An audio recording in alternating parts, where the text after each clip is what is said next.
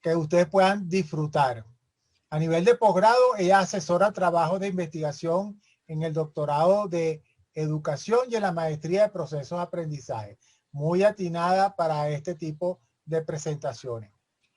Ahora, en su interés investigativo, ella está interesada en la construcción discursiva de las representaciones sociales alrededor del docente universitario y su ejercicio del poder en el aula. Caramba, profesora, pero más que nunca, bienvenida a estar con nosotros compartiendo con este centenar de profesores que están muy atentos y atentas a, a escuchar sus contribuciones para ello. Y sin más que aportar, le dejo a usted la palabra, por favor. Muchas gracias, profesor Llaver, muchas gracias. Muchas gracias a todos, muchas gracias a la facultad, al decano de la facultad por la invitación. Para mí es un compromiso y es un placer compartir este espacio con el profesor Marcos Requena y la profesora Elizabeth de Gobella. Bien, voy a ir iniciando ya con la presentación que hizo el profesor Llaver. Pues no necesito hacer el resumen de qué cursos estoy dictando, pero sí es un poco como para dar contexto, que son asignaturas, tanto las intrafacultad como las que dicto en la Escuela de Letras. También tengo el placer de trabajar. En la Escuela de Letras tengo inglés 1 e inglés 2. Son estudiantes que vienen, los de intrafacultad son primero y segundo semestre, y los de letras son sexto y séptimo semestre. Entonces eso me da una diversidad de grupos con los que trabajar y esencialmente estas asignaturas que son de corte predominantemente práctico.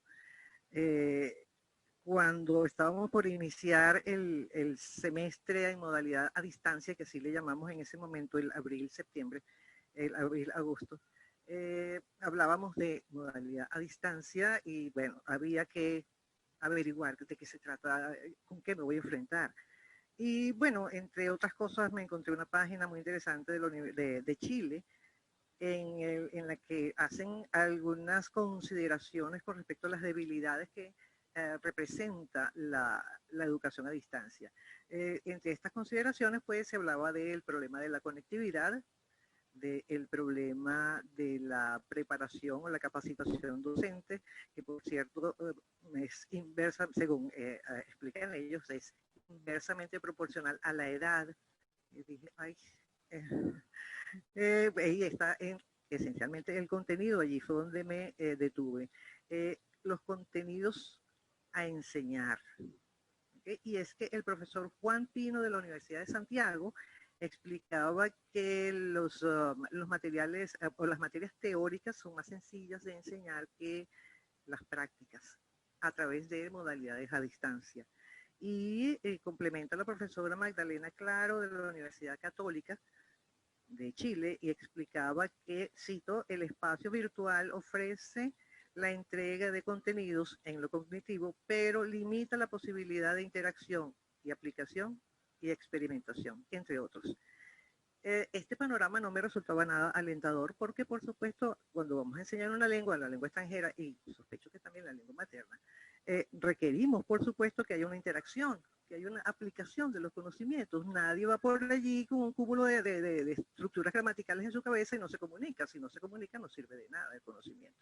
Entonces, bueno, nada, había que ponerse a trabajar en función de cómo le enseño yo, o sea, cómo mantengo yo mi práctica en el desarrollo de la asignatura.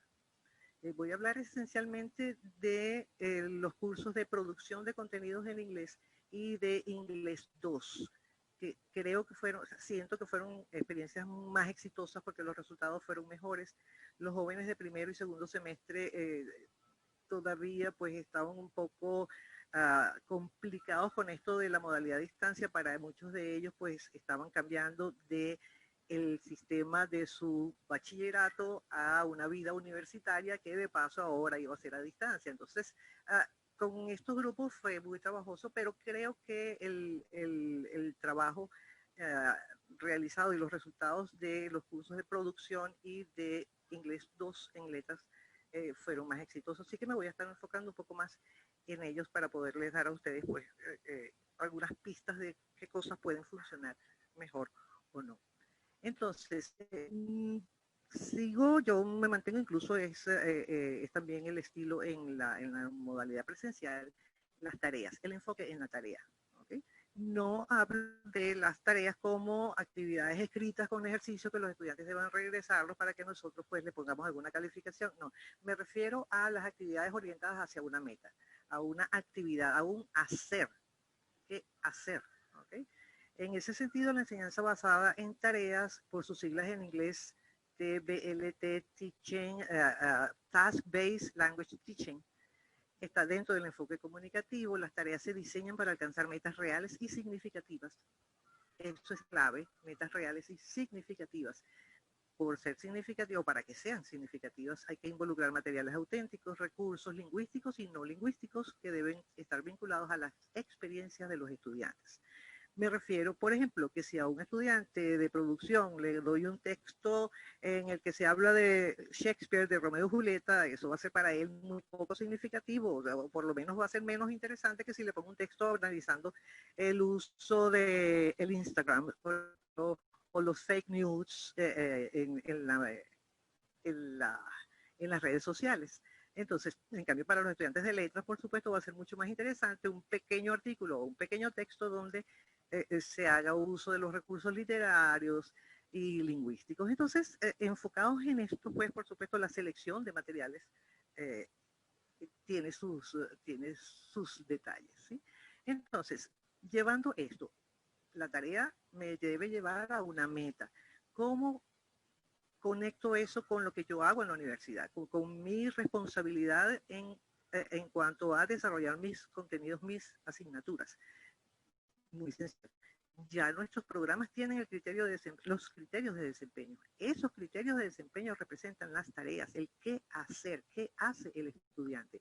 Y esas cosas, pequeñas cosas que hace el estudiante, son los que me van a fortalecer en el desarrollo de mis unidades de competencia. Entonces, así como la tarea nos lleva a la meta, por supuesto, la tarea es el criterio de desempeño. No tenía mucho que inventar, no tenía que ponerme a buscar, a crear todo un repertorio de tareas, porque ya los programas, a través de sus criterios de desempeño, nos indican cuáles son esas tareas. ¿Sí? Entonces, bien, el primer reto entonces era, ¿cómo organizo yo contenidos? Aquí la modularización del contenido fue central. Establecer la organización del curso en unidades. Cada unidad tiene sus temas, por supuesto. Esta es la primera unidad, la de inicio. Incluyo un video, una mini clase en video. Luego tiene un ebook con el que sigo trabajando porque no soy muy experta en esto. Estoy aprendiendo en Potenciando mi Aula Virtual. Luego les envío la conferencia, la presentación que uso en la conferencia, usualmente una presentación en PowerPoint que resume y aclara los puntos del ebook. Tienen un foro de dudas, ellos suelen sentirse más cómodos preguntando por allí que preguntando en la conferencia en vivo. Y tienen una tarea formativa. Les comento que no siempre lo hice así en semestres anteriores. Bueno, en el semestre anterior, en el de abril-agosto, el ebook estaba de primero. Casi siempre ha sido mi estilo colocar primero el ebook, de manera que el estudiante revise sus materiales, se ubique en el tema y cuando vamos a la clase, cuando era presencial o a la conferencia en esta modalidad remota, pues ya ellos tuvieran algún conocimiento esencial. Pues no resultaba así, resulta que los estudiantes como que no les gusta mucho leer estos materiales y si tienen más de 10 páginas no quieren leer. Entonces a veces me llegan a la conferencia en cero. Por eso fue que entonces estoy iniciando cada sección con una mini clase, que no son más de 4 o 5 minutos. Esas sí las ven. Esas sí las ven, porque además son cortas. Estos jóvenes siempre están como apurados. Entonces son cosas muy cortas solo para, digamos, para iniciarlos a ellos en el tema y motivarlos luego. Entonces, siempre, bueno, eso también requiere un tiempo de selección de los videos. No son mini clases creadas o grabadas por mí, son de otros profesores en otras universidades del mundo que consigo y les puedo conectarles en vivo el link para que ellos vean esa mini clase. De manera que si no me entienden a mí, le pueden entender a otro profesor. En todo caso, tienen dos profesores. Ok, entonces esto nos marca una estructura, una ruta de aprendizaje. Todas las secciones las tengo organizadas de esta manera para que el estudiante se ubique más o menos en cuál es la estructura, cuál es la ruta, cuáles son los pasos que voy siguiendo. Siempre les insisto que así como están presentadas las cosas en el módulo, es como las deberían ir desarrollando.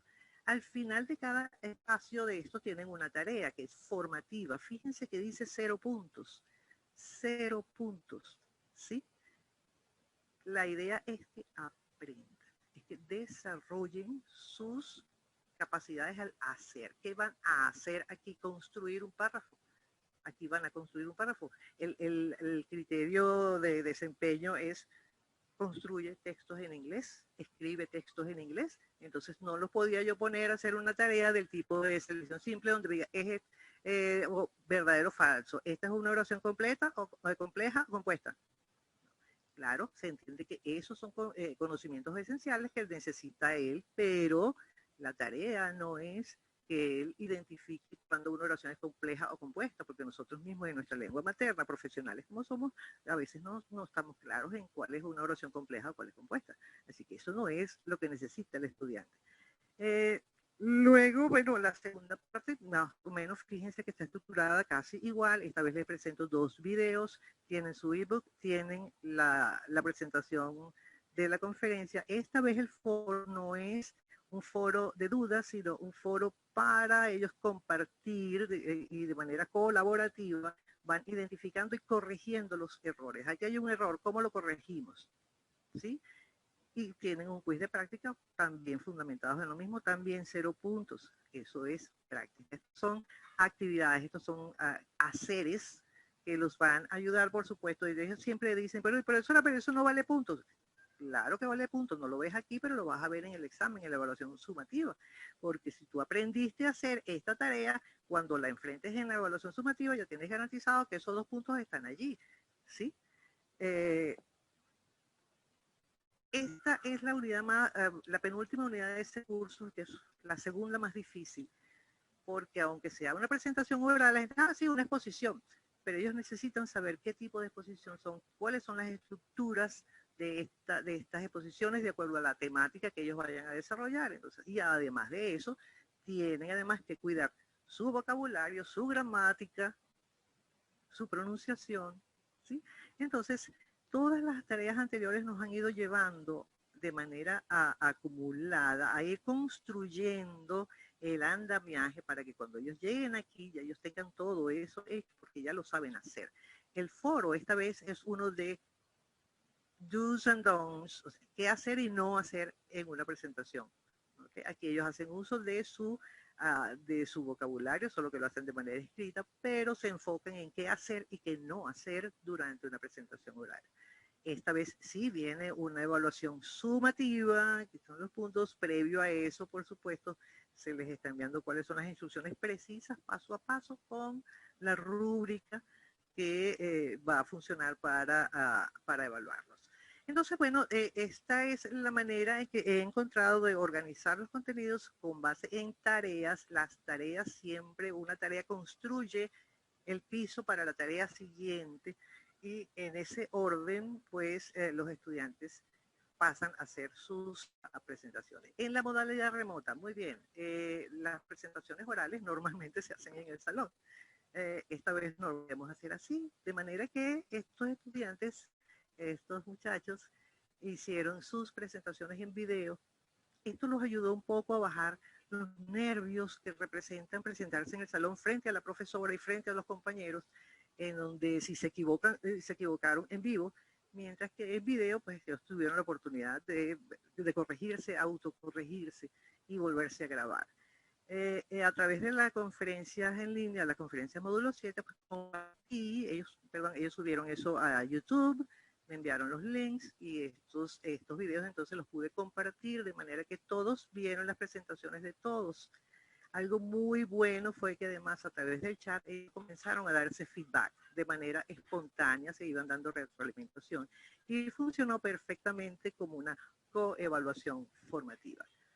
Estos fueron los jóvenes de letras, luego los jóvenes de comunicación social, con temas muy interesantes. Debo decir, les di un abanico muy grande de temas para que ellos escogieran. Pero, un momento, les decía que este era el segundo reto más difícil para los estudiantes, pero es que el más difícil es el debate. Sí, cuando empezamos el semestre por allá en abril, bueno, la verdad es que yo abrigaba las esperanzas de terminar ya el semestre en modalidad presencial, porque el debate es lo último que se hace en el semestre. Es lo último. Esto involucra no solo su pronunciación, su gramática, su vocabulario, sino su capacidad de defenderse, su capacidad de dar argumentos, de dar contraargumentos. Y bien, bueno, no se iba a poder de manera presencial, entonces muy sencillo, de los mismos estudiantes surgió porque ellos son bastante más tecnológicos. Ellos hacen su conversación vía Zoom, conferencia de Zoom, y van grabando, lo suben a YouTube, me envían el link, y luego en conferencia módulo 7, igual que las presentaciones orales, pues fui presentando todos los debates, de manera que todos pudieron ver los debates de todos. Y también se dieron feedback, mucho feedback. Me llamó mucho la atención que los muchachos, los varones, son como más abiertos para dar feedback, son más espontáneos para dar feedback, mientras que las chicas como que se reservan un poquito y no, como que no se atreven mucho a evaluar a sus compañeros. Al final del semestre les estoy abriendo cosas que no hacía antes. Esto ha sido realmente ensayo-error, más bien ha sido como una especie de investigación-acción. Voy modificando cuando veo esto no está funcionando bien, esto puede mejorar. Al final del semestre les estoy colocando un último foro de evaluación del curso, más allá de la evaluación que ellos hacen a través de secretaría, pues por acá ellos pueden ser más abiertos con los comentarios, pueden escribir más incluso, y no los limito a nada, simplemente pues escriba su opinión del curso. Debo decir que con estos últimos dos grupos, gracias a Dios, no tuve comentarios negativos. No que a lo mejor no tuvieran, pero al menos no los expresaron. Hice una selección muy pequeña porque estas frases, estos elementos que presentan acá los estudiantes tienden a repetirse de un estudiante a otro. Quiero resaltar este rosadito por acá. La profesora siempre corrige meticulosamente cada detalle cada error. Y esto me hizo darme cuenta y aprender del error. ¿Sí? Ellos les da mucho miedo equivocarse. Y bueno, en la lengua, en la enseñanza o en el aprendizaje de la lengua es esencial equivocarse. Justamente a partir del error se desarrollan nuevas explicaciones y nuevos ejemplos. Así que desde el error aprenden muchísimo más de lo que ellos creen. Entonces ese me llamó mucho la atención. Otro que me llamó mucho la atención fue este amarillito por acá. Nunca se me olvidará la estructura de un ensayo argumentativo, porque eso también lo hacen. Me gustó mucho esto porque a pesar de que ellos ya no van a ver más inglés, esto es lo último que ellos hacen, ya no ven más inglés, es un aprendizaje que les queda y que ellos van a mantener allí y que en algún momento dado pues lo podrán aplicar a otros contextos. Y estos otros son muy emocionales, más confianza en mí mismo, practicar sin temor, había perdido el interés, disfruté muchísimo cada clase. Son elementos que, si bien son emocionales, son importantes en esta situación que estamos viviendo y después de todo estamos trabajando con seres humanos. Por último, entonces, para cerrar, tengo acá un resumen de las cosas, de las claves que me resultaron importantes para el éxito en este desarrollo desde mi experiencia con estos cursos predominantemente prácticos. Uno, mantener el enfoque en las tareas, las actividades formativas. Hacer siempre. No basta saber, no basta conocer, también hay que hacer. La organización de los contenidos a través de la modularización que nos diera estructura y nos diera una especie de narrativa en la que construimos el andamiaje. Los recursos de introducción a cada tema, audiovisuales cortos, el favorecimiento de talleres en lugar de clases magistrales en encuentros síncronos, seguir haciendo. ¿Sí? Siempre se incluyen algún tipo de ejercicios que ellos puedan a través del chat o de la pizarrita, ellos puedan interactuar y hacer el ejercicio.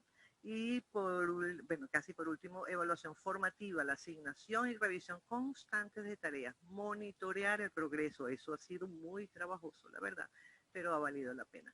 Lo último, sí, las tareas formativas, esto es algo que yo trato de mantener muy en mente y así más o menos he ido entrenando a mis estudiantes las tareas formativas como recurso de aprendizaje y no de acumulación de puntajes, ¿sí? No es que cada vez que usted entre al foro y diga yo no estoy de acuerdo, ya eso te vale puntos. No, no, la propia tarea es un recurso más para tu aprendizaje.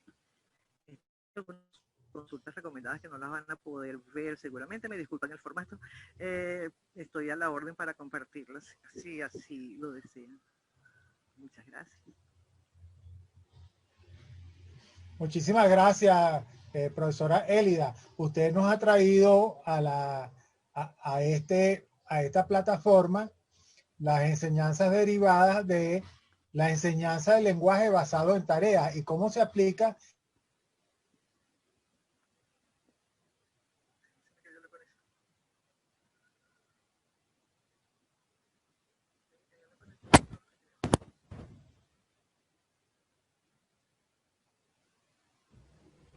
A ver, profe, Yaver se quedó congelado. Sí, sí, hubo ahí profe como Elida. un problemita ahí sí, por un momento pensé que había sido yo, que me había congelado. No, sí, pero se sintió aquí. Si él está aquí en la universidad, es probable que haya ocurrido precisamente porque fue aquí en la universidad.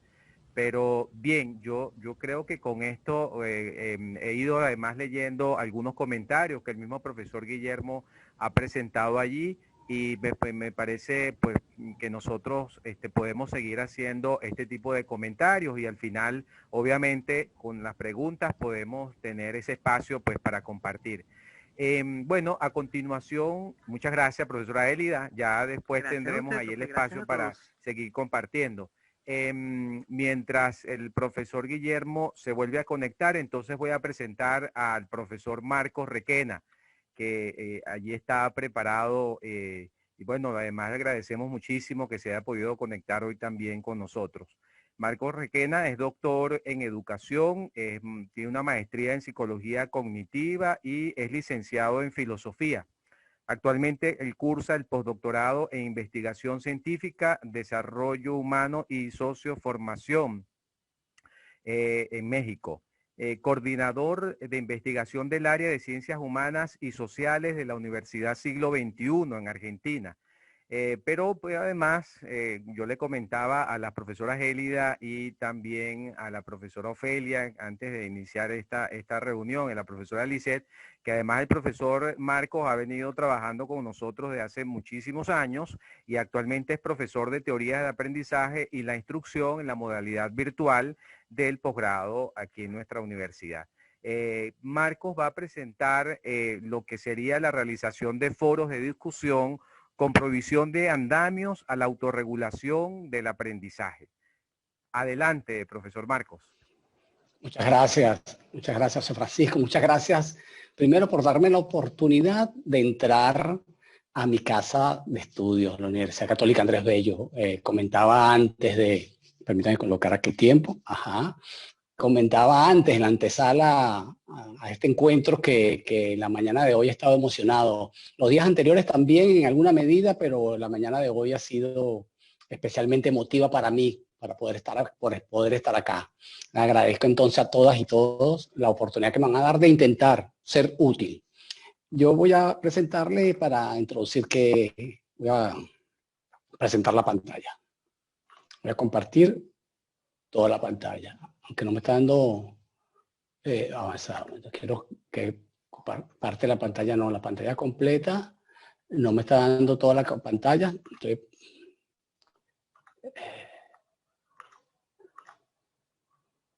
todas las ventanas, ok. Compartir, magnífico. Perfecto. Sí. Sí, pero como después tengo enlaces a página web, bueno, no se activó la opción de toda la pantalla, pero bueno, ¿qué voy a compartir yo con ustedes hoy? Yo voy a compartir, digamos, como el resultado de mi experiencia, la experiencia además el resultado, y la indagación sobre la moderación, la mediación del aprendizaje colaborativo en entornos virtuales, y particularmente en el tipo de actividad denominado foros virtuales, foro de discusión, porque a veces también, más por un tecnicismo, a la espacio de consulta se le da nombre de foro de dudas, pero realmente no son foros, ¿no? Porque la naturaleza de un foro es la discusión, el intercambio. Eso es lo que yo voy a traer para ustedes con fines de promover la conversación posteriormente. Sí, fíjense, ¿qué les muestro yo allí en la pantalla? Yo les muestro en la pantalla los resultados gráficos de un análisis de la serie de foros realizados en una unidad curricular de una universidad, de una materia universitaria. Ese diagrama, fíjense que contrasta con este otro, ¿sí? ¿En qué contrasta? Ciertamente en el número de cajas. Las cajas azules representan, por un lado, el lado izquierdo al docente, del lado derecho a los alumnos, y las cajas asociadas con cada una de estas otras dos representan los tipos de acciones y procesos realizados en esos foros. Este otro diagrama representa el resultado del análisis de los foros realizados en otra materia del mismo programa. La diferencia entre este diagrama y este otro diagrama no solamente es el número, pueden ver que este es mucho más denso que el siguiente, que el segundo, eso se refiere al número, sino también desde el punto de vista cualitativo. Los tipos de procesos que se activaron en estos foros y que fueron identificados por el proceso de análisis llegan hasta niveles superiores, y sea procesos de niveles superiores como la reflexión, como la transferencia, como el establecimiento de hipótesis en relación con un problema, y hasta el cambio conceptual a través del insight que mostraron alumnos a lo largo de la discusión en relación con el conocimiento que manejaban sobre el tópico que se discutía. Entonces la diferencia no solamente fue cuantitativa, sino también cualitativa. Y la diferencia estuvo fundamentalmente en la calidad de la moderación realizada por los respectivos docentes. Los foros de esta materia fueron moderados por un docente que estuvo altamente atento día tras día de las participaciones de los alumnos y les brindó el andamiaje necesario para que la discusión, para que la interacción, que es lo que caracteriza un foro, fuese rico.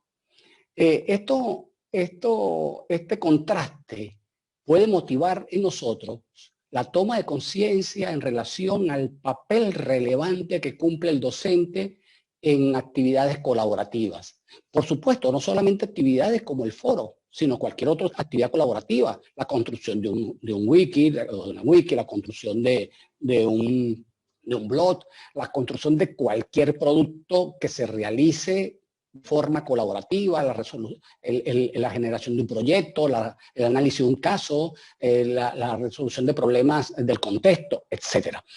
¿Qué dice aquí para cerrar y continuar, para hacer este punto? Que no basta en lo que se trata de aprendizaje colaborativo no basta con que pongamos la tarea y luego evaluemos la resolución de la tarea. Entre la asignación de la tarea, acompañada, por supuesto, de las instrucciones, y la evaluación final, que es un tipo de evaluación, el docente juega un papel relevante para que el aprendizaje colaborativo sea eficiente. Y este resultado que le muestro está asociado, digamos, por esta necesidad de la intervención del docente, está asociado con algunas características de la educación a distancia mediada por las tecnologías. Primero, la independencia espacio-temporal, la participación de los estudiantes, de los diferentes agentes, se hace desde espacios distintos y en tiempos distintos. Por otra parte, el soporte socioafectivo, que es importante, y los psicólogos que están aquí seguramente pueden hablarlo posteriormente, el soporte socioafectivo en la educación virtual se ve comprometido, por lo cual requiere un apoyo particular. En tercer lugar, la carga cognitiva, por una cantidad de factores, tiende a ser más elevada que las tareas y las actividades de aprendizaje tienen en un entorno presencial. Y por último, el esperado énfasis que se hace actualmente en la educación a distancia del aprendizaje colaborativo.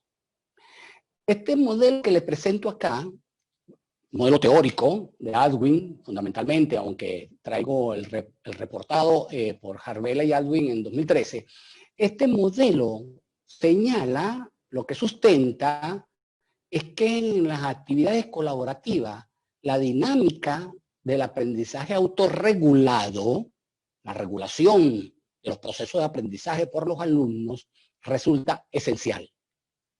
El modelo presenta 3 tipos de regulación. Del lado izquierdo, me pasé, perdón, no sé qué activo aquí el cursor con luz. Lo que ven del lado izquierdo representa la autorregulación del aprendizaje, es decir, la regulación del alumno de todos los procesos asociados con los logros de los objetivos. Y el del lado derecho también, pero la flecha de doble sentido representa la corregulación, la regulación que se dan los alumnos entre sí. Y el círculo inferior, hacia donde van 2 flechas de los otros 2 círculos, representa la regulación compartida, la regulación que debe lograr todo el equipo de forma conjunta y consensuada con fines de establecer objetivos comunes y la aplicación de estrategias conjuntas para el logro de la misma. Y lo que dice la literatura, y este modelo en particular, es que es esencial la autorregulación para una realización exitosa de actividades colaborativas. ¿Qué implica ese carácter esencial de la autorregulación?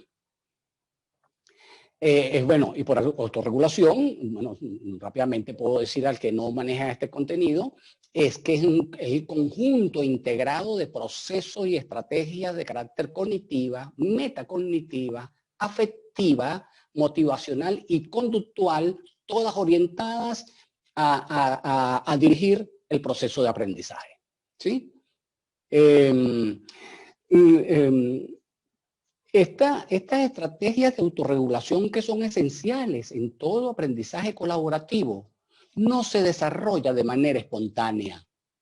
Por el hecho de que el estudiante atraviese experiencias de aprendizaje en cualquier programa, no le permite desarrollar estas estrategias al nivel de que puedan ser aprovechadas eficientemente. Entonces, ¿qué hay que hacer? Hay que darle andamiaje explícitamente concebidos para permitir que el alumno vaya y los grupos de alumnos vayan de ser heterónomos, dependientes del apoyo de terceros para poder dirigir su aprendizaje, a ser personas autónomas en materia de dirigir su propio proceso.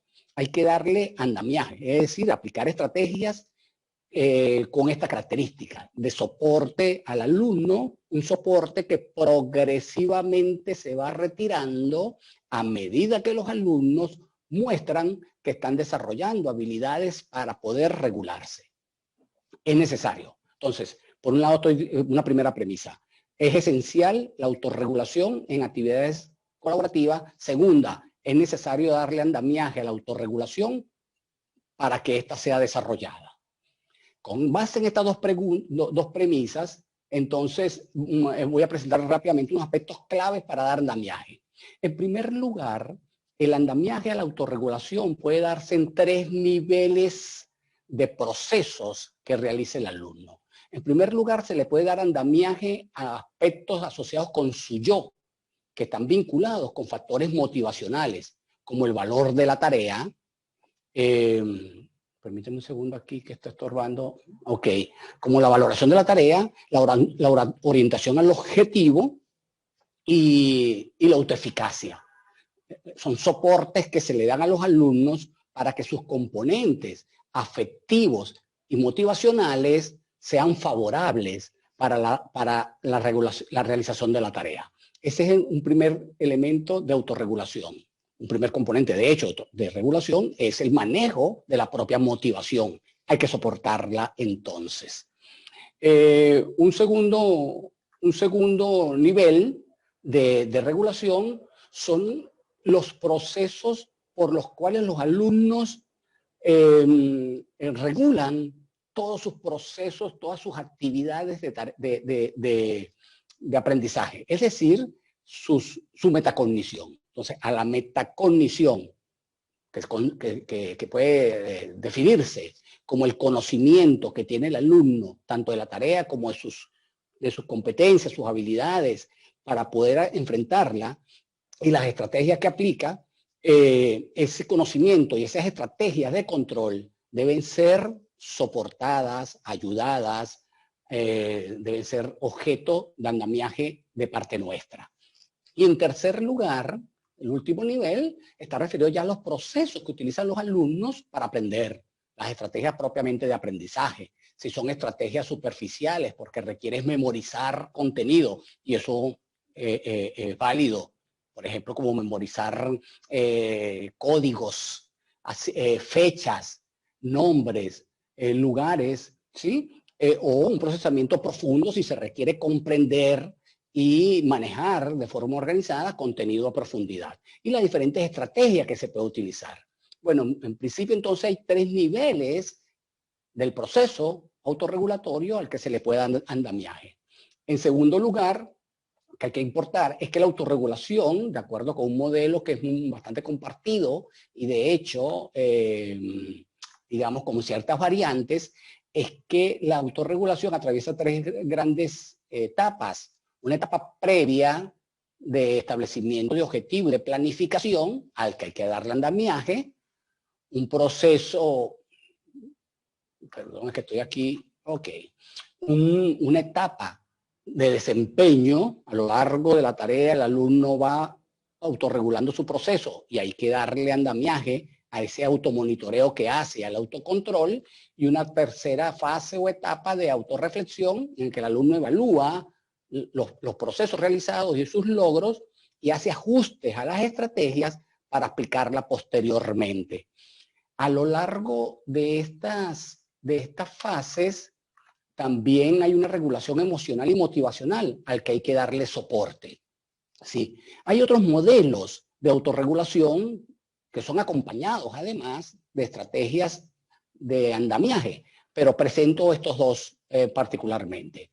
Y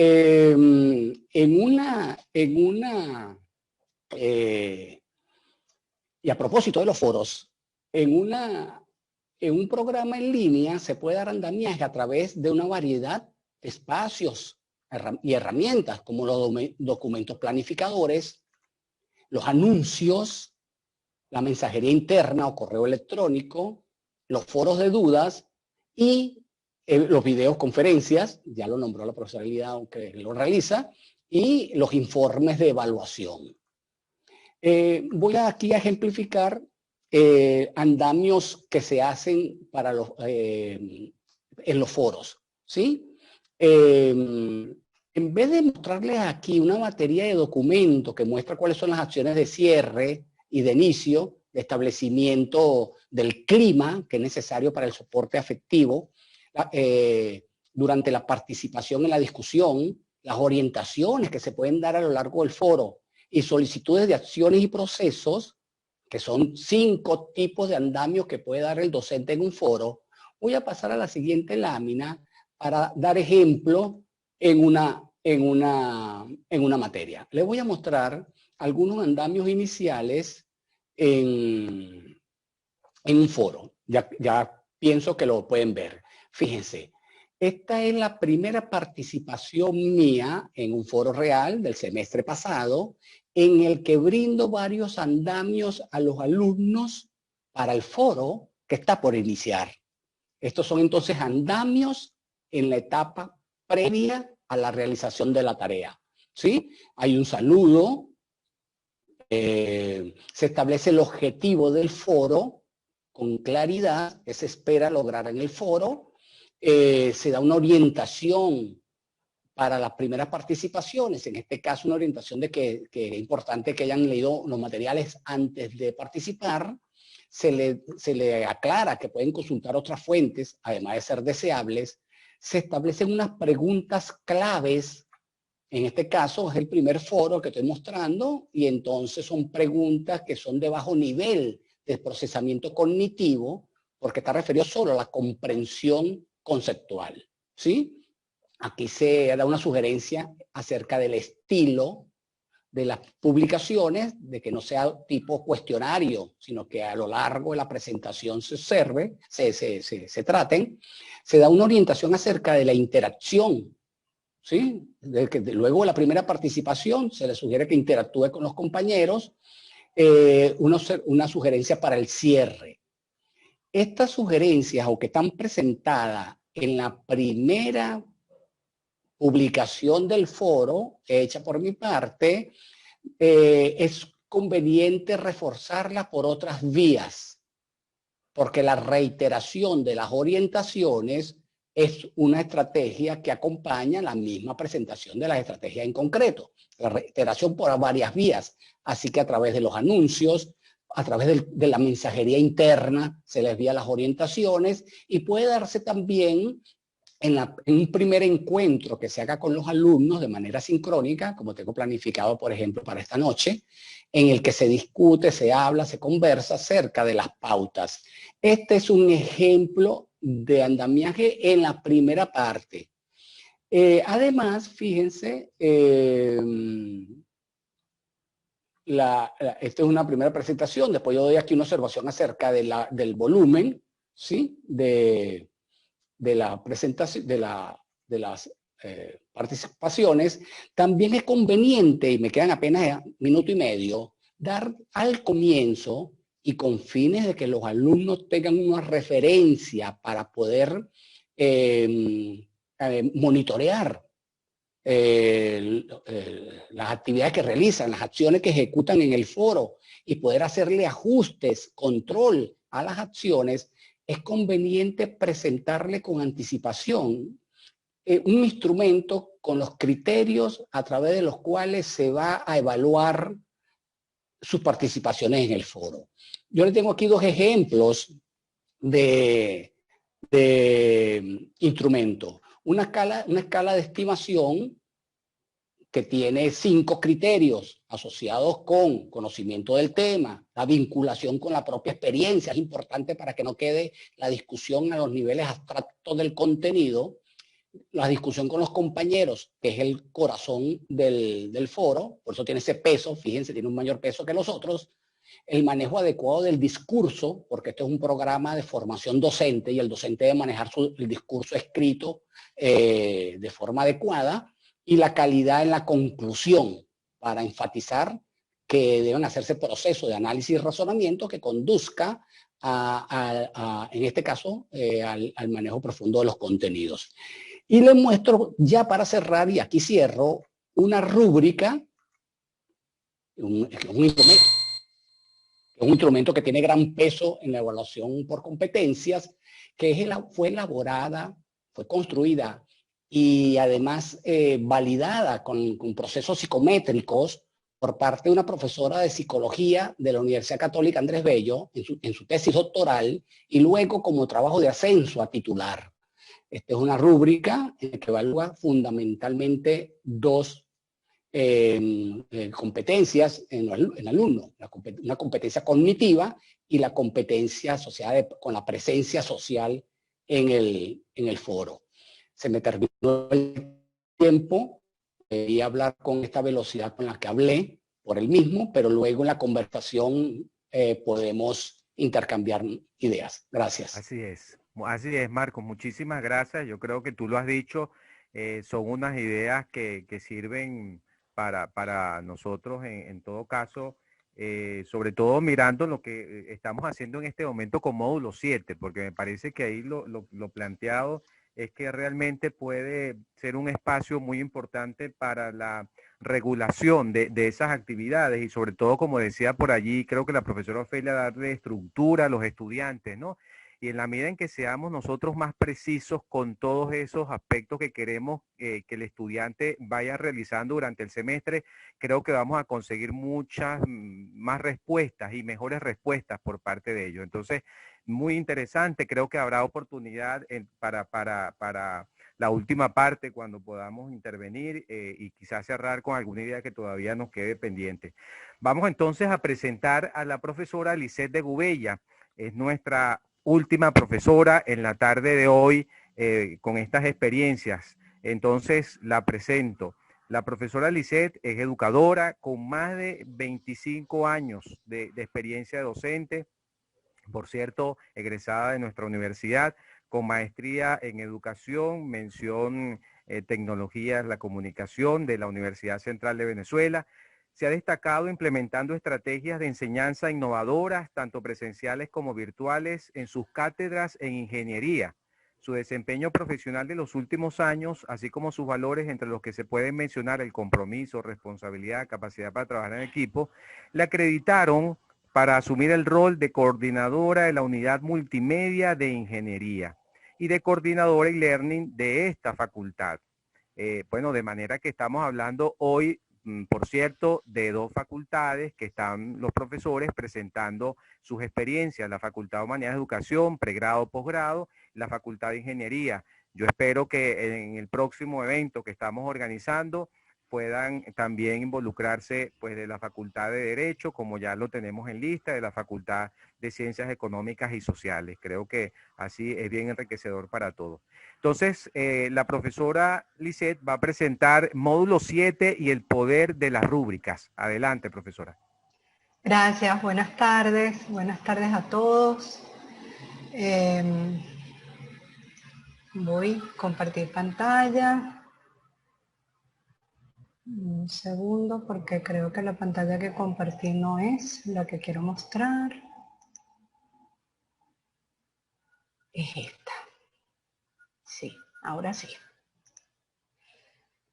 Vamos a ampliar la imagen y voy a tomar el punterito.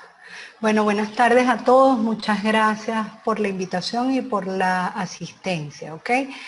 Yo lo que les quiero presentar es, a grosso modo, de qué van las rúbricas y cómo podemos sacarle provecho a esa herramienta en módulo 7. ¿Okay? El contenido básicamente de mi presentación es, bueno, cuál es el objetivo que yo tengo para hoy con esta presentación, las rúbricas, qué actividades realiza el profesor, qué actividades realiza el estudiante, las rúbricas en módulo 7, aspectos positivos del uso de las rúbricas y las reflexiones finales.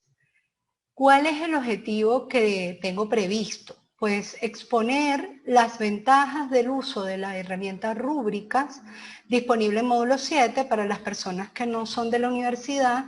Módulo 7 es nuestro sistema de gestión de aprendizaje que está soportado en Canvas o es Canvas para el diseño y aplicación de estrategias de evaluación válidas y confiables. ¿Ok? En este momento yo tengo una preguntita allí preparada para ustedes Por favor, profe Juárez, si me da asistencia, vamos a lanzar la pregunta y ustedes votan, hacen una votación. Ajá, muy bien. Pero entonces tienes Dejo sí, de compartir. compartir para poder activar Exactamente. la pantalla de votación. Vamos a verificar.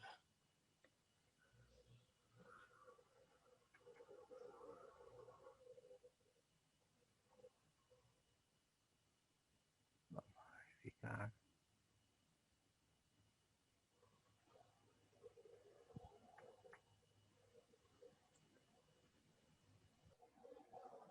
Pues vas a tener que seguir y yo verifico y luego vemos esto de las preguntas nuevamente, porque no me permite compartir aquí esto de las preguntas. Vale, entonces yo sigo. Ya se están, yo ya las estoy viendo. No sé si usted las ve, profe. Ahí se ven. Sí, están votando. ¿Las tienen? Perfecto. Ah, Sí, perfecto. Sí, Muy están bien. votando. Perfecto. Perfecto.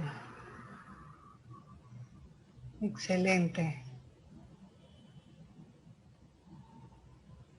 Ok.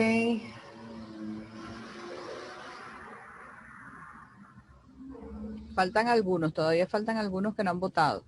Ajá. Faltan menos.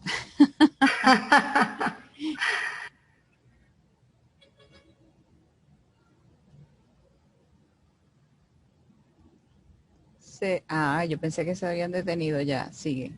Ok, yo creo que ya podríamos detener la votación porque ya tenemos 1:05. ¿Lo haces tú, Ofelia, o lo hago yo?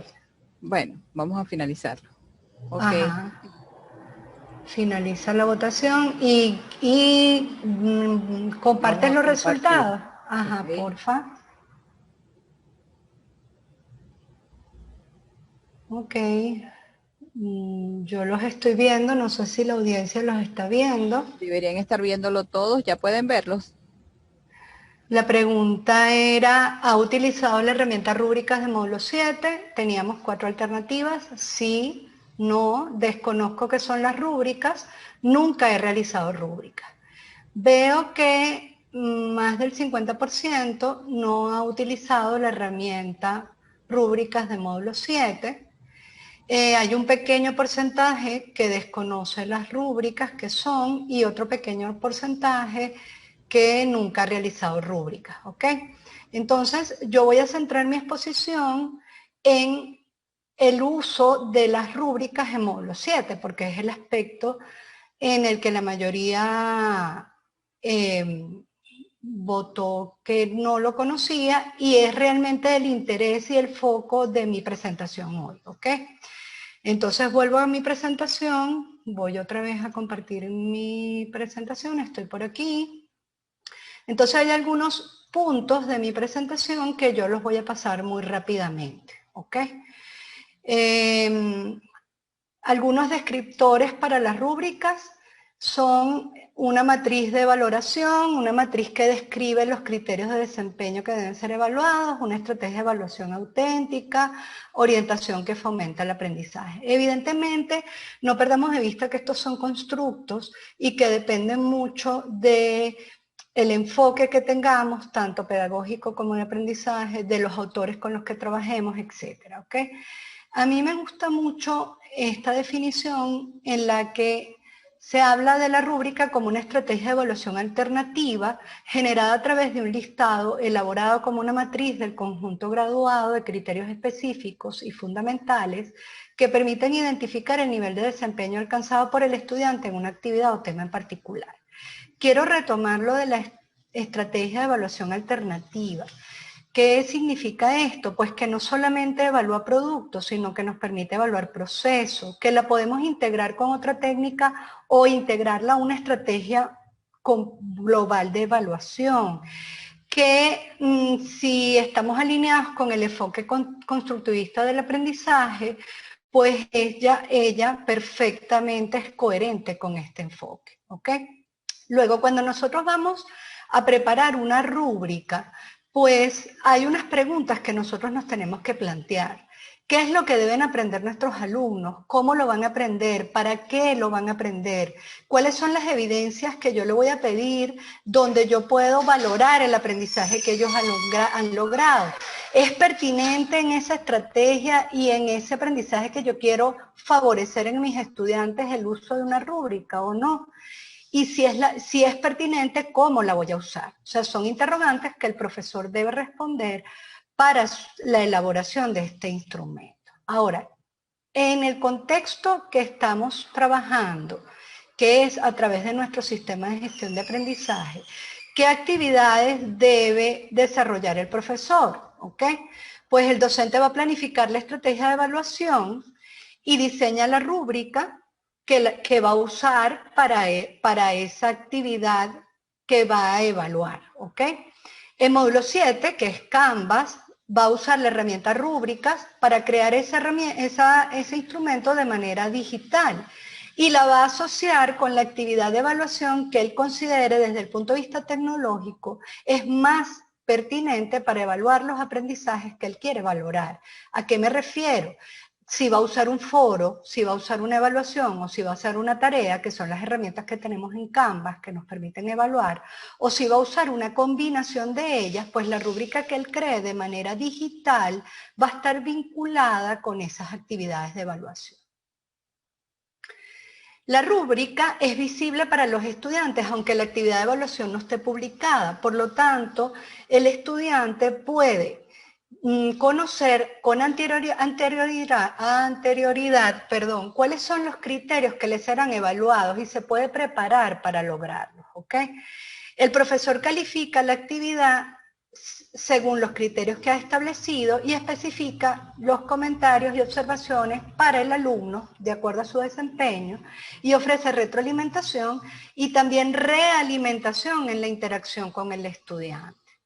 ¿Qué actividades va a realizar el estudiante? Pues bueno, el estudiante se prepara para la evaluación, realiza la evaluación y entrega los productos o evidencias según las instrucciones ofrecidas y procurando cumplir con los criterios que se establecen en la rúbrica, revisa las observaciones descritas por el docente en la rúbrica e interactúa con el profesor para aclarar dudas tanto en las calificaciones como en el feedback ofrecido. Ahora fíjense.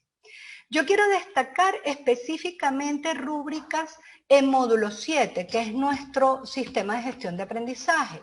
Pero los sistemas de gestión de aprendizaje que están actualmente en el mercado, o por lo menos los más conocidos, Moodle o Classroom, también tienen una herramienta de elaboración de rúbricas.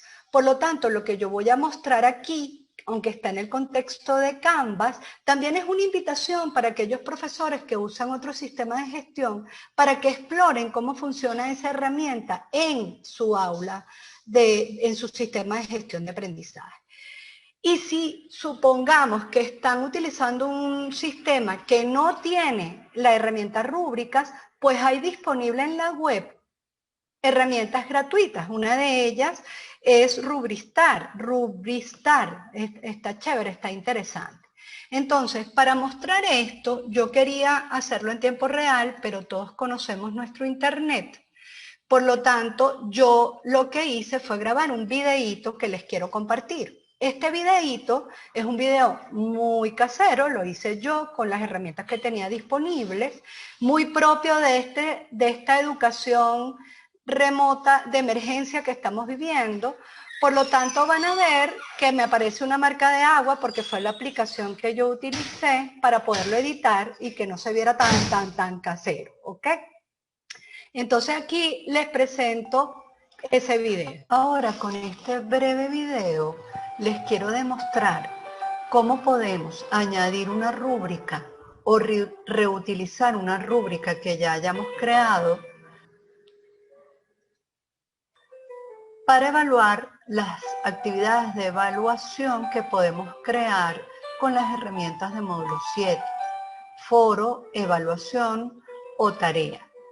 Además, quiero mostrarles cómo el profesor ve el documento enviado por el estudiante y puede utilizar la rúbrica para calificar Y por último, cómo visualiza el estudiante esa información una vez que ya hemos calificado la actividad de evaluación. La rúbrica en la actividad o en la herramienta foro y evaluación se crea de la misma forma.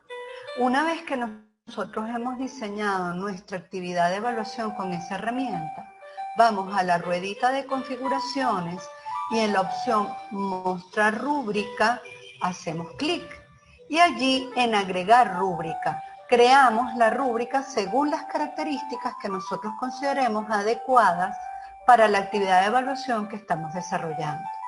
Siempre es importante identificar esa rúbrica con un título, porque ese título nos va a permitir después la reutilización de ese instrumento. Entonces, por ejemplo, aplicaciones de cálculo 2, ¿sí? Luego, tenemos en ese arreglo tipo matriz las herramientas para ir creando los criterios y la escala de evaluación según los niveles de desempeño. En el primer cuadro hacemos clic en la descripción del criterio y ahí ponemos ese criterio que hemos establecido. Podemos, en ver una descripción más detallada, escribir todo lo que hemos definido caracteriza cada nivel de desempeño. Una vez que la hemos creado, la rúbrica se visualiza de la siguiente forma. Aquí ya tenemos nuestra rúbrica creada con nuestra escala en este tipo de rúbrica. Con hacer clic en cada uno de los niveles de desempeño, automáticamente se carga la puntuación que estamos asignando a los estudiantes. Aquí podemos ver la descripción más detallada, ¿sí?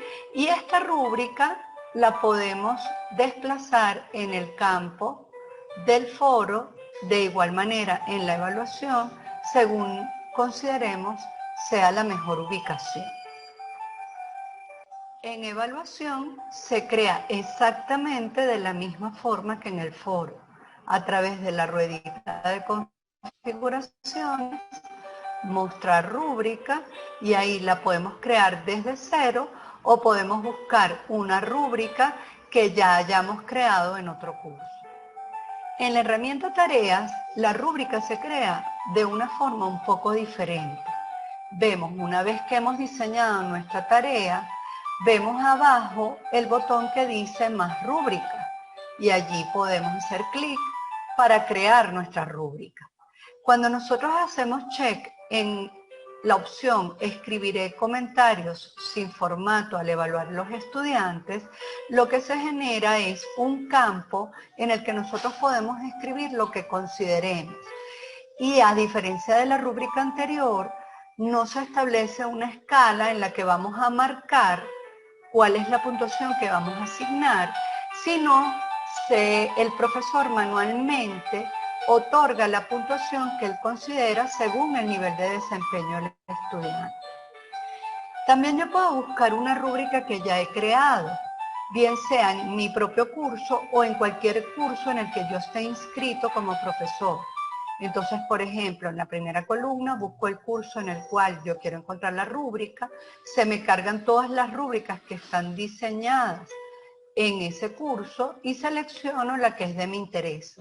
Por eso es que es muy importante que el título de la rúbrica sea lo suficientemente descriptivo para yo ubicarme en cuál es el instrumento que estoy buscando. Una vez que lo he seleccionado, agrego usar esta rúbrica y se carga automáticamente esa información. Si necesito arreglar algo, pues hago clic en el lapicito y puedo editar lo que considere. Siempre es importante hacer check en usar esta rúbrica para calificar las tareas, para que la rúbrica no nos ocasione error cuando la estamos utilizando. Fíjense que a diferencia de la anterior, no tengo una escala, sino que tengo un campo abierto en el que yo puedo poner los comentarios que considere. Ahora, para calificar, el profesor entra en el libro de calificaciones y este icono le indicará que el estudiante ha realizado su carga de archivo. Hacemos clic en la esquina superior derecha del recuadro y eso nos lleva al calificador rápido. Y allí hacemos clic en más detalles del calificador rápido.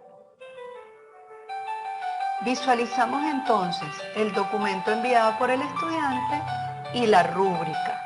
Hacemos clic en ver rúbrica y se nos activan todos los campos para que podamos editar. En este tipo de rúbrica, la asignación de la calificación el profesor la hace manual. Por ejemplo, un punto. Y aquí describimos por qué el estudiante tiene solo un punto. Le ofrecemos retroalimentación. Le escribimos los comentarios que consideramos. Si no nos da tiempo de corregir todo, nosotros podemos guardar y queda almacenado lo que hayamos corregido hasta ese momento. La herramienta automáticamente va totalizando la puntuación. Cuando retomemos para continuar la calificación, simplemente volvemos a hacer clic en ver rúbrica. No se pierde nada de lo que hayamos escrito ni calificado. Incluso podemos editar aquellos ítems que ya calificamos y consideramos que deben ser revisados nuevamente. Y vamos asignando la puntuación de acuerdo al caso. Se van señalando en gris aquellos criterios que ya hemos calificado y al guardar se totaliza la puntuación para ese estudiante. El estudiante, para conocer su calificación, entra en calificaciones y le aparece un resumen de todas las evaluaciones que le hemos realizado. Por ejemplo, en la evaluación 1, el B que tiene ese icono, y ese icono es la rúbrica que usamos para calificar. Va a mostrar rúbrica y allí tiene todos los detalles de nuestra retroalimentación en ese proceso de evaluación.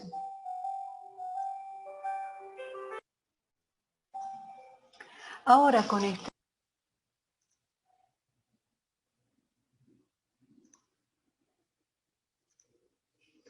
Ok.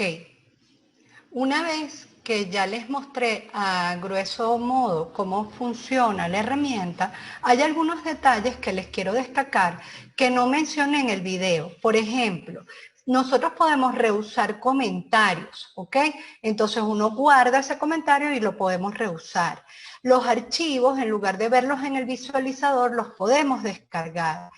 Y si en lugar de construir una rúbrica con todo lo que implica construir una rúbrica, lo que queremos es sacarle provecho a ese recurso tecnológico, podemos usarlo como una escala de estimación. Al final, esa herramienta lo que nos va a facilitar es el proceso de calificación. ¿Okay?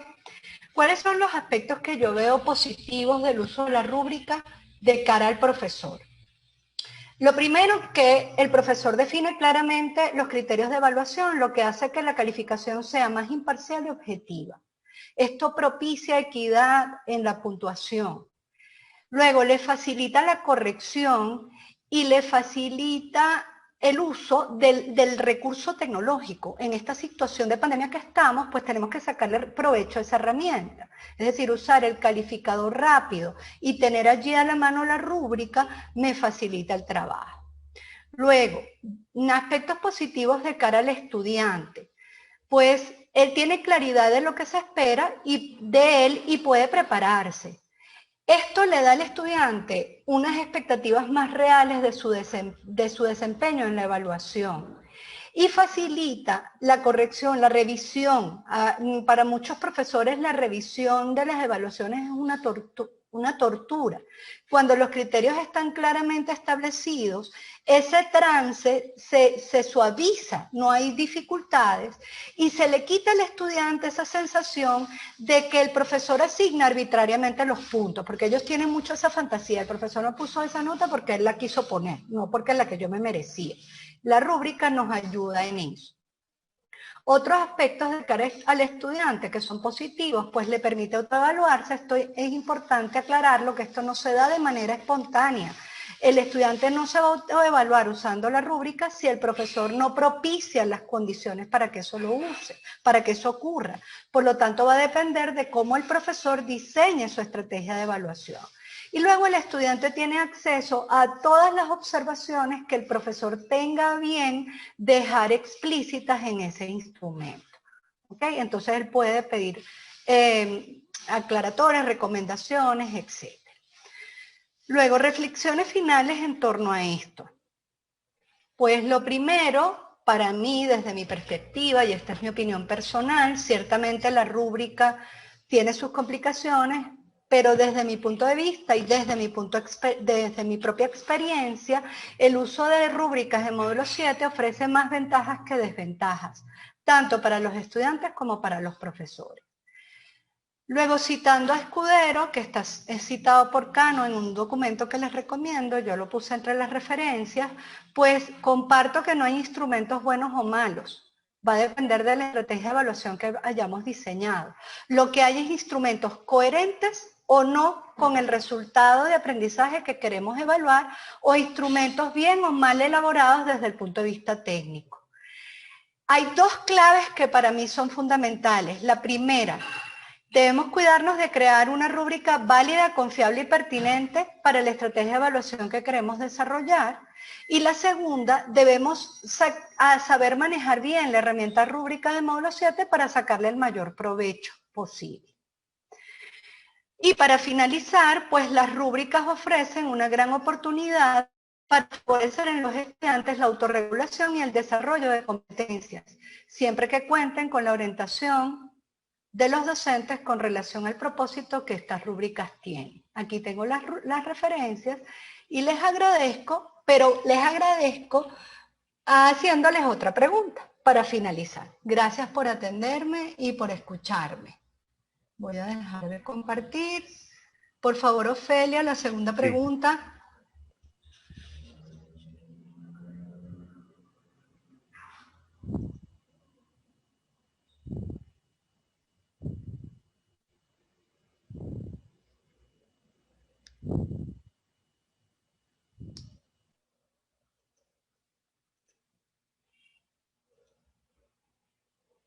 Ajá, ahí está.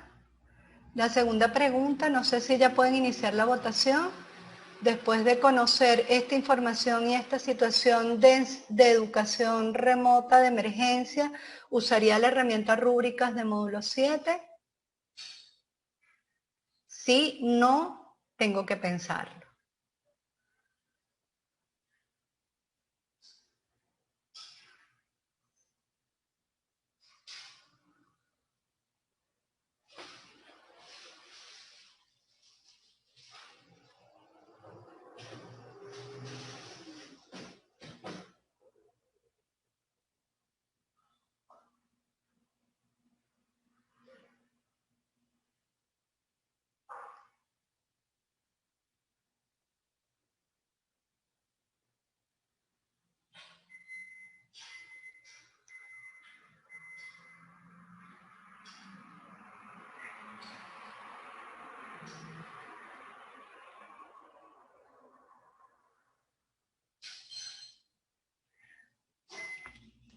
Están votando. Vamos a ver que se animen y voten más. Ajá. Bueno, la gente dice que sí se anima. Que sí se anima. Me siento feliz. Ese era mi objetivo, animarlos. Está muy bien. Está muy bien. ¿Y ya tienes allí los resultados, Ofelia? Todavía no hemos finalizado. Ok. ¿Finalizamos? ¿Finalizamos? Sí, yo creo ¿Será que que sí? Sí. Ok, finalizamos la votación. ¿Lo haces tú? Exacto. Ok, vamos a ver los resultados. Bueno, la gente se animó. Perfecto. Excelente. Tenemos un 75% que dice que sí se anima a usar la herramienta rúbricas. Bueno, profesora Alice, usted Gracias. tiene allí poder de convocatoria entonces para motivar al uso de esa herramienta que ciertamente se escucha mucho, pero como decía alguien por allí, a veces se puede ver complicado. Entonces creo que además la forma didáctica de cómo lo presentó ayuda mucho a acercarse pues a una posibilidad de trabajo también con los estudiantes, y creo que en el orden de lo que decía Marcos, eso también da estructura al estudiante, pero también al profesor, ¿no? Al momento de la evaluación. Bueno, muchísimas gracias, profesora Lisset. Bueno, vamos a dedicar entonces unos minutos, estamos allí justos, pero yo creo que le podemos dedicar unos 15 minutos si hay algún comentario. Ya hemos visto que en la primera parte el profesor Guillermo Llaver, que después no pudo conectarse nuevamente, pero en la primera parte él hizo ya algunos comentarios con Marcos. Después también hemos visto que la profesora Ofelia, en la medida que se han hecho las presentaciones, ha respondido también de algunas inquietudes de profesores por allí. Bueno, pero creo que podemos aprovechar si hay algún comentario, si hay alguna inquietud, si hay alguna pregunta. Aprovechemos y en la medida de lo posible pudiera entonces, aunque podamos interrumpir a los ponentes, si les parece, Marcos, Élida y Lisette, bueno, aprovechar quizá pues unos 2 minutos para presentar algún detalle que esté pendiente, algo que quieran comentar a sus compañeros, y bueno, en la medida de lo posible, la profesora Ofelia irá dando alguna pregunta o haciendo algún comentario. Sí, profe, alguien pregunta, o sea, hay tres situaciones que las demás las fuimos como discutiendo en grupo, ¿no? Preguntan, profe Lisset, ¿cuál fue la herramienta gratuita que indicaste para la creación de rúbricas? Esa es una de las preguntas. Luego, la primera pregunta que realmente apareció es ¿qué tan importante es el proceso de desaprender en los modelos de aprendizaje? Conversamos un poquito, algunos hicimos algunas aportaciones, pero sería interesante si alguno de ustedes quiere responder. Y también se preguntó que si la ecoevaluación ayuda a la regulación. Estábamos hablando de autorregulación, entonces allí sería el aspecto de coevaluación. ¿Respondo? Sí. Ajá, respondo a las dos preguntas, no a la técnica de qué herramienta fue la que nombró Lisset. El desaprender siempre es necesario, no solo en educación virtual, en entorno mediado por la tecnología, ni particularmente solo para la autorregulación. Todo proceso de aprendizaje, cuando no se refiere a la adquisición de nuevo conocimiento y nuevas habilidades, sino a sustitución de conocimiento y de modificación de estas habilidades, implica que hay que dejar de hacer cosas como lo hacíamos y hay cambios de pensamientos y de concepciones. Y esos cambios son desaprendizaje. Soltamos, digamos, conceptos y tomamos otros, o por lo menos incorporamos nuevos conceptos para interpretar el mundo. Y en relación a la actuación, por supuesto. Y la evaluación, si yo soy un docente que estoy habituado a evaluar solamente de manera sumativa, con base en la concepción que tengo del aprendizaje y del papel del alumno y del docente en la educación, es obvio que tengo que hacer sustituciones importantes, tanto en las concepciones como en los modos de operar. Eso en relación con el desaprendizaje.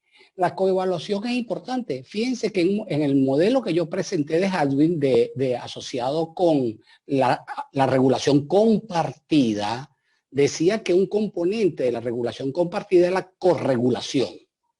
Y un elemento de la corregulación es la coevaluación, porque el proceso global de regulación pasa por tomar conciencia, evaluar, monitorear, evaluar, reflexionar y modificar. Entonces la coevaluación es fundamental, es fundamental. Yo quiero aprovechar, aunque no es la pregunta, de decir que, y no es mi tema de hoy, que el tema de Lisset asociado con la rúbrica es sustantivo porque la herramienta rúbrica tiene la particularidad de ser cualitativa y cuantitativa, es cual y cuantitativa y permite por ello algo pasa que no puedo compartir aparte de la pantalla, ok. Permite, con razón, ok, permite mostrar en qué lugar, a qué punto del desarrollo de la competencia que se evalúa o de la unidad de competencia, a qué nivel llega el alumno en el momento en el que es evaluado. Entonces, los diferentes valores que conforman la rúbrica están asociados con diferentes niveles de desarrollo. Permite no solo la asignación de una puntuación, sino identificar el nivel de desarrollo alcanzado para el momento. Entonces, excelente. Bueno, no era mi tema, pero quise darle ese aporte. Gracias. Muy bien, bueno, la profesora Elida. Aprovecho, Lisset, a ver, perdón, José, sí. José Francisco, aprovecho a decir que si queda momento, en las últimas partes de la lámina, yo presento un conjunto de fuentes asociadas con el tema de la autorregulación que están a la orden, si, al revisarla, a través de mi correo electrónico se me puede solicitar y yo le envío un enlace a una carpeta en la que están todas las fuentes. Gracias. Marcos, te sugiero que coloques aquí en el chat tu correo y las personas que estén interesadas en esa información seguro que te van a escribir para eso.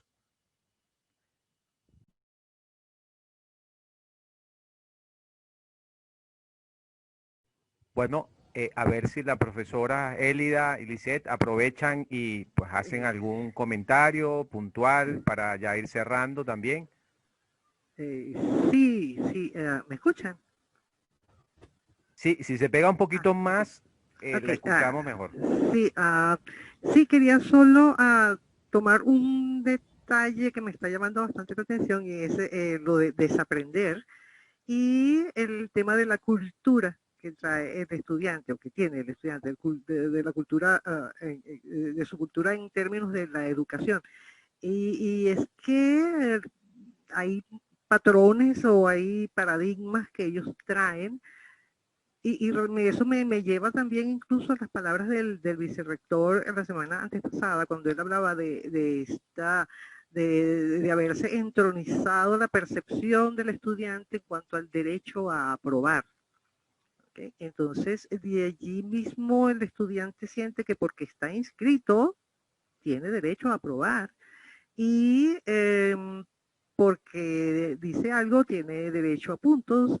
Casi siempre los estudiantes también buscan un poco la complacencia, también sienten como que el derecho a ser complacidos.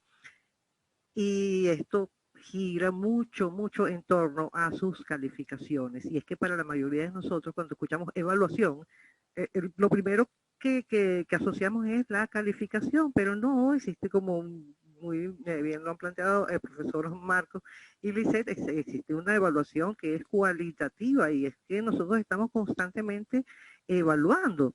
Cuando usted se va a ir a comprar una blusa y ve dos modelos, usted para escoger alguna, usted va a evaluar la blusa, no le está asignando calificaciones. Entonces, eso es un poco la campaña con los estudiantes para que un poco desaprendan aquello de que todo vale puntos por un lado y por otro todos son sectores, es decir, aprendí el verbo to be, no ya eso lo aprendí, ya me lo evaluaron, me olvido de eso porque voy a otra cosa. Entonces, lo que sea el aprendizaje acumulativo, crear el andamio, que también lo mencionaba el profesor Requena, es muy, muy importante, no solo desde el punto de vista de las calificaciones, creo que incluso es mucho más importante si es desde el punto de vista de lo cualitativo, desde la tarea, porque si usted aprende a hacer una tarea, ya lo había dicho, si usted aprende a hacer las cosas desde la tarea, por supuesto tendrá éxito al hacerlo en la evaluación sumativa. Entonces creo que nosotros mismos también tenemos que un poco pensar, lo acaba de decir también el decano, no podemos pensar en el proceso educativo como dar conocimientos y asignar calificaciones. Con eso cierro. Muchas gracias.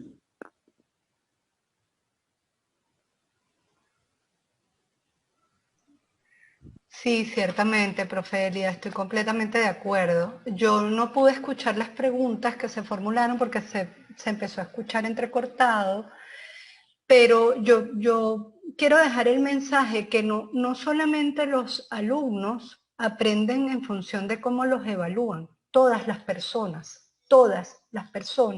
absolutamente todas, nos vamos alineando en función de cómo nos van a evaluar, ¿ok?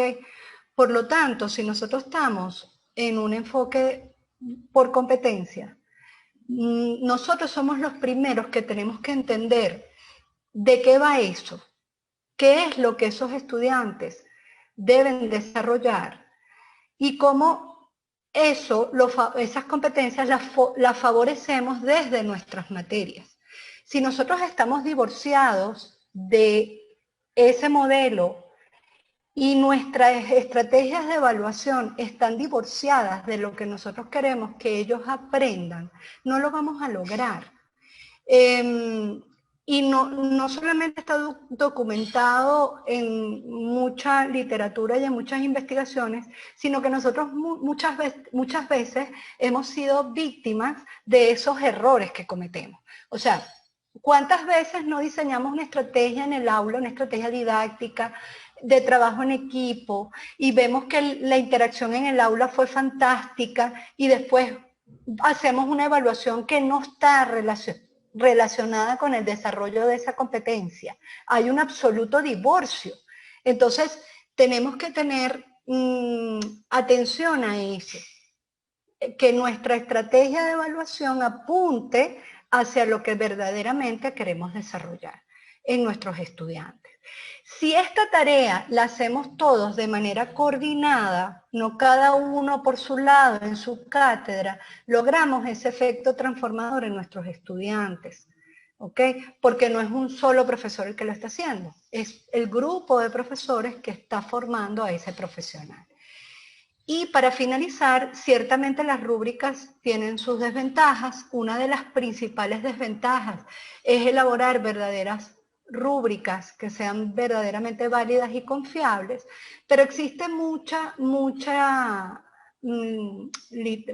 recursos disponibles, mucha literatura disponible en la que nosotros nos podemos ayudar, rúbricas ya validadas, como bien habló el profesor Marcos, y entonces nosotros nos podemos apoyar en esos instrumentos para utilizarlas en alguna estrategia de evaluación que tengamos a bien diseñar.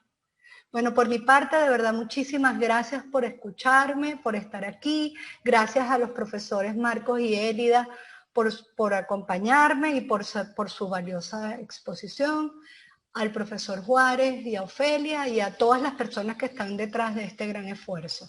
No, muy bien, muchas gracias a ustedes y por supuesto a los que nos han acompañado hoy, que yo quisiera, bueno, lo tuviéramos presente en nuestra agenda, ¿no?